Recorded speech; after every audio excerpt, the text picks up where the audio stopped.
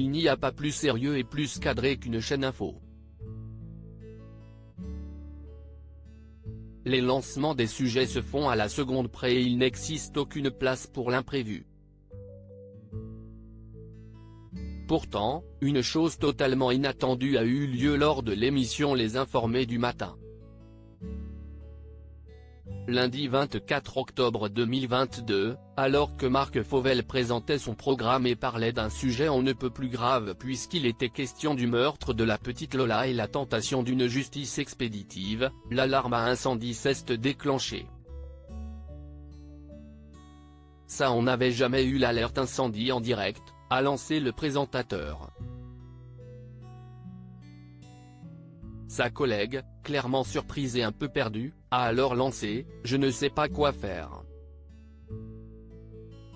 Ne cédant pas à la panique, ce qui est de toute façon conseillé en cas d'incendie, Marc Fauvel a alors rétorqué, très professionnel, « Rien. Je vais tenter peut-être de lancer le fil info, il se trouve qu'il se situe 2 étages au-dessus, peut-être qu'on échappera à l'alarme incendie ».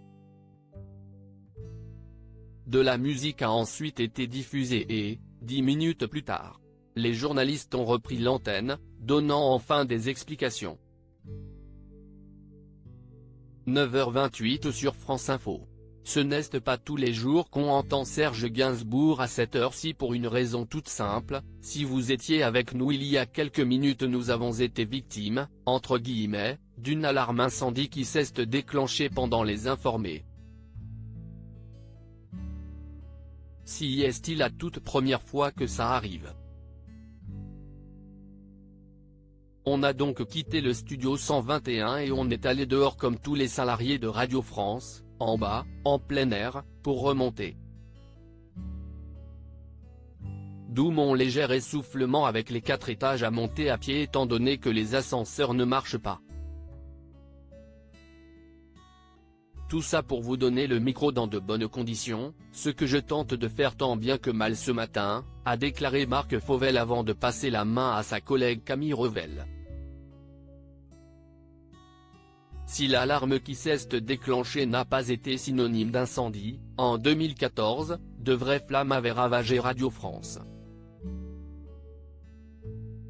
Un incendie s'était déclaré au 8e étage de Radio France, dans une zone en chantier de désamiantage. Les programmes avaient alors été perturbés pendant près de 3 heures. France Inter, France Info, France Musique et France Culture avaient toutes fini par reprendre vers 16 heures.